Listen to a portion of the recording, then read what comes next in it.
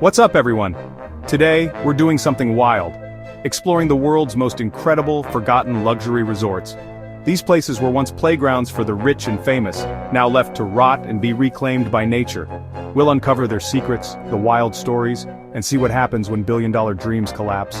Imagine walking through a hotel lobby where Hollywood legends once partied, now overtaken by trees. Would you dare spend a night in one of these places? Let me know in the comments. Grab your snacks. Our first stop is a legendary paradise lost in Hawaii. We've landed in Hawaii on the island of Kauai to explore the remains of the legendary Coco Palms Resort. This place isn't just another abandoned building, it's a time capsule, a monument to a bygone era of Hollywood glamour and Hawaiian hospitality. It's a true piece of Hollywood history, a place where the silver screen met the golden sands. The resort was more than just a vacation spot, it was a backdrop for dreams, a stage for legends. Elvis filmed Blue Hawaii here, forever cementing Coco Palms in cinematic history. The movie captured the essence of the resort's charm, its vibrant colors and its romantic allure. It became synonymous with the idyllic Hawaiian experience, and stars like Sinatra and Bing Crosby once called it paradise, seeking refuge from the spotlight in its tranquil embrace. These weren't just casual visits. Coco Palms was their home away from home, a place where they could unwind and be themselves. For decades, this was the ultimate tropical getaway, a playground for the rich and famous, and a dream destination for anyone seeking a taste of luxury.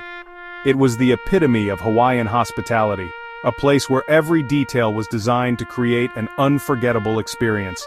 Famous for its torch lighting ceremonies, a nightly spectacle that illuminated the grounds with a warm, inviting glow. These ceremonies were more than just a show. They were a celebration of Hawaiian culture, a reminder of the island's rich heritage, and lush coconut groves, swaying gently in the breeze, provided a natural canopy of serenity. These weren't just trees, they were the heart and soul of Coco Palms, a symbol of its tropical beauty and its connection to the land.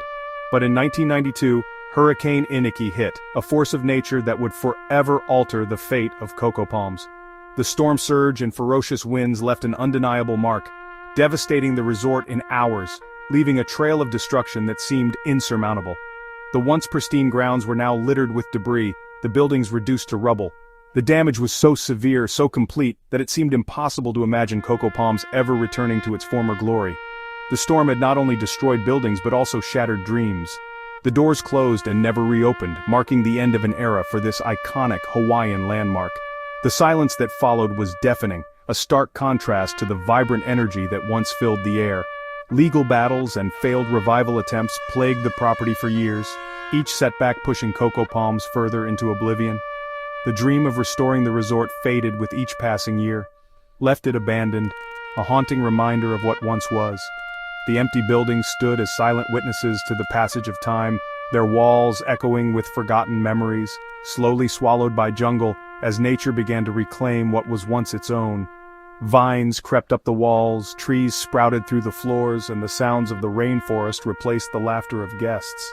Walking through now is like stepping into a forgotten world, a place where time stands still and the past comes alive. The air is thick with humidity and the scent of decay, a constant reminder of the resort's tragic fate. You see remnants of old glamour, faded murals, crumbling archways, and the ghosts of elegant furnishings. It's a poignant reminder of the resort's former grandeur, a glimpse into a world of luxury and sophistication. Bungalows collapsing, their roofs caved in, their walls covered in graffiti. These were once havens of privacy and tranquility, now reduced to crumbling ruins.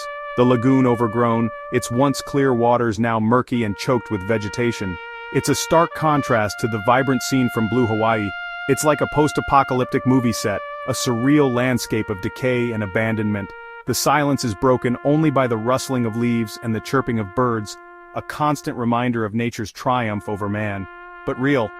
This isn't a fictional creation, it's a tangible piece of history, a testament to the power of nature and the fragility of human endeavors. Every attempt to revive Coco Palms has failed, each one ending in disappointment and further decay. The weight of the past seems to hang heavy over the property, making it difficult to move forward, even after a fire in 2014, which further damaged the already dilapidated structures. The fire seemed to be the final nail in the coffin, extinguishing any remaining hope of restoration. It's a multi-million-dollar property, sitting idle and decaying, a stark contrast to the luxury resorts that thrive elsewhere on the island. The potential for redevelopment is immense, but the challenges seem insurmountable. Now a haunting relic, a place where the past lingers and the future remains uncertain. The silence is broken only by the whispers of the wind, carrying tales of a bygone era. We're searching for the exact spot where Elvis got married in Blue Hawaii, a location that holds a special significance for fans of the movie and the resort. It's a pilgrimage of sorts, a quest to connect with the past and honor the legacy of Coco Palms, somewhere near the lagoon, where the iconic wedding scene unfolded, forever etching Coco Palms into the hearts of moviegoers. The lagoon was the centerpiece of the resort, a place of beauty and tranquility. The last person to find it cleans the rental van for the rest of the trip. A little friendly competition to add some excitement to our exploration. This is what happens when paradise is lost, a cautionary tale of nature's power and the impermanence of human creations. Coco Palms stands as a reminder that even the most glamorous of destinations can be vulnerable to the forces of time and nature. Our next stop takes us to the heart of the Catskills, in New York State. We're venturing into the grounds of Grossinger's Catskill Resort Hotel, a name that once echoed with laughter, music, and the promise of unforgettable vacations. This legendary resort holds a special place in pop culture, as it served as the primary inspiration for the iconic film Dirty Dancing. The movie captured the spirit of these Catskills resorts, but the real story is even more fascinating. Back in its heyday, this place was absolutely massive, a sprawling empire of entertainment and relaxation. It was so large, in fact, that it had its own zip code, complete with its own dedicated post office to handle the massive influx of mail. Guests could enjoy a round of golf on its meticulously manicured golf course, or hit the slopes on its very own ski slope during the winter months. It was a year-round destination. Grossinger's was truly the crown jewel of the Catskills, a beacon of luxury and entertainment that drew visitors from all corners of the globe. Over the years, it played host to a dazzling array of celebrities and notable figures, including sporting icons like the legendary boxer Rocky Marciano, who used the resort as a training ground, and Hollywood royalty, like the glamorous Elizabeth Taylor, who graced its halls with her presence. At the heart of it all was its Olympic-sized pool, a shimmering oasis where guests could cool off and socialize. It was a hub of activity and a symbol of the resort's grandeur. And the grand dining room, a cavernous space that once buzzed with the energy of thousands of guests enjoying lavish meals and lively conversation. But as the 1970s rolled around, the landscape of travel began to change dramatically. Air travel became more accessible and affordable. And suddenly, the resort model, which had thrived for decades, felt increasingly outdated and less appealing to a new generation of travelers. As a result, the crowds began to thin, and operating costs soared, creating a perfect storm of financial challenges. Ultimately, Grossinger's was forced to close its doors for good in 1986, marking the end of an era. Today, what remains is a decaying ghost town, a haunting reminder of its former glory. Everywhere you look, you'll find peeling paint, evidence of water damage and collapsed ceilings. Graffiti covers nearly every surface, a testament to the years of neglect and vandalism. The once famous pool, the heart of the resort, is now a surreal greenhouse, filled with moss, trees, and the relentless march of nature reclaiming its territory. Even the bowling alley, a place of friendly competition and laughter, still has pins standing, frozen in time. They stand there, silently waiting for a game that will simply never happen, a poignant symbol of lost joy. The theater's stage remains, a silent witness to countless performances and unforgettable moments. But the seats are ripped, dusty, and decaying, a stark contrast to the vibrant audiences that once filled them. Despite the decay, there's a haunting, almost ethereal beauty to the place. Sunlight streams through broken windows, illuminating the dust and debris, and serving as a powerful reminder that nothing, no matter how grand, lasts forever. This isn't just an abandoned building, a collection of crumbling structures. It's the tomb of an entire era, a monument to a bygone age of Catskills resorts and the unique vacation culture they fostered. We're in Croatia, a land of stunning coastlines and rich history, at the Haludovo Palace Hotel, a Mediterranean Las Vegas envisioned as the ultimate playground, built for billionaires and those who aspired to live like them. A place where luxury knew no bounds and excess was the norm. Penthouse magazine's Bob Guccione, a name synonymous with provocative glamour, invested over $1 billion in today's money, a staggering sum, to create the ultimate casino resort, a hedonistic paradise designed to outshine all others. He wanted to create a destination that would be talked about for generations. For 1 year, and 1 year only, it was the world's hottest party spot, a beacon of extravagance that drew the world's elite. Champagne fountains flowed endlessly, cascading like liquid gold. Celebrities graced its halls, their laughter and whispers echoing through the opulent suites, and wild excess defined every moment, a whirlwind of indulgence that seemed destined to last forever. It was a place where fortunes were won and lost, and where the night never truly ended. But the fantasy, as all fantasies do, collapsed fast, and with a resounding thud, the casino, the heart of this extravagant dream, hemorrhaged millions, a financial black hole that threatened to swallow everything whole, and the partnership, built on ambition and shared vision, fractured and fell apart, leaving behind a tangled mess of legal battles and broken promises. After the penthouse era ended, the hotel limped on, a shadow of its former self, struggling to survive in a world that had moved on, then, tragically, was used to house refugees during the Yugoslav wars, a stark and painful contrast to its previous life of luxury and leisure. Ownership disputes, a web of complex legal battles and years of neglect, took their toll, left it a concrete skeleton, a haunting reminder of what once was, standing starkly against the stunning coastline. The brutalist architecture, a style that once symbolized progress and modernity, is now both futuristic and ancient, a relic of a bygone era. The casino floor, once buzzing with the energy of high rollers and the clatter of chips, is now crumbling, a silent testament to the fleeting nature of fortune and fame. Pools are empty, their turquoise waters long gone, replaced by cracked tiles and the echoes of forgotten laughter.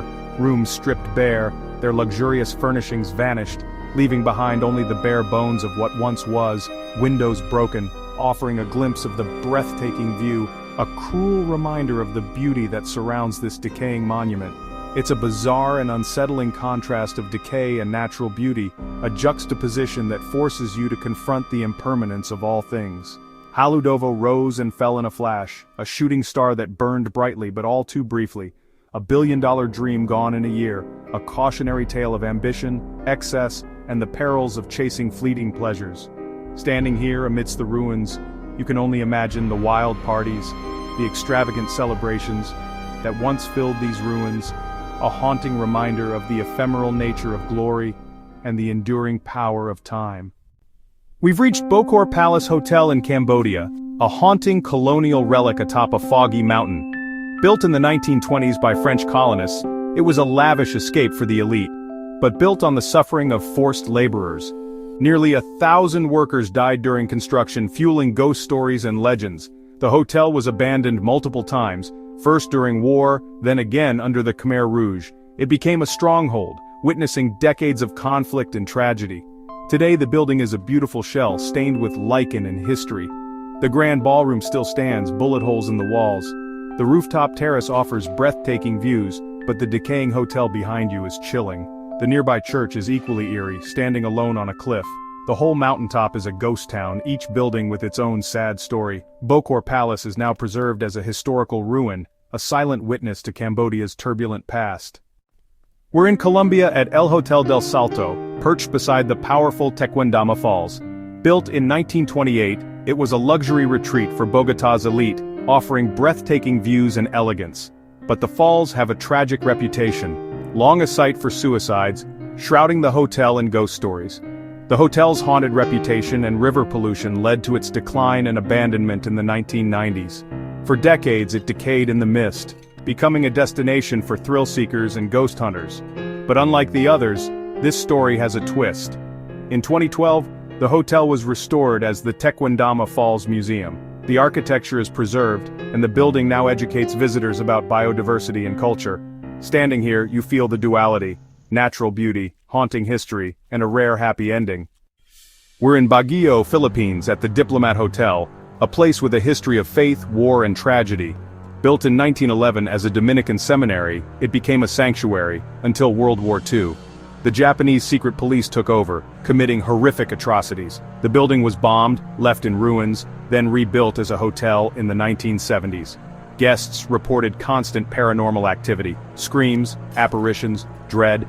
After the owner's death, it was abandoned again, becoming one of the Philippines' most haunted sites. Exploring the dark, debris-filled halls is genuinely unsettling. The rooftop offers stunning views, but the weight of history is everywhere. Now a historical site, it stands as a stark reminder of the past, a memorial, a tomb, and a magnet for the brave. Our final stop is Penn Hills in the Pocono Mountains, once the honeymoon capital of the world. Couples flocked here for kitschy romance, heart-shaped tubs, mirrored ceilings, and wedding bell pools. The resort thrived for decades, a time capsule of 70s and 80s American love. But tastes changed, and Penn Hills couldn't keep up. After the founder's death, the resort abruptly closed in 2009. Everything was left behind: furniture, decorations, even wedding albums. Now it's a vandalized, decaying time capsule. The main lodge is surreal, the pool filled with rainwater and graffiti. Exploring the villas, you find heart-shaped tubs filled with dirt and leaves. It's both funny and sad, a monument to romance, now a ghost of 1,000 honeymoons. Penn Hills is the final chapter in the Pocono's golden age, a bizarre, colorful, and slightly tragic end to our journey. That's a wrap on our global tour of abandoned resorts. We've seen everything from Elvis's paradise to haunted palaces and failed party houses. Which one surprised you the most? Let me know in the comments.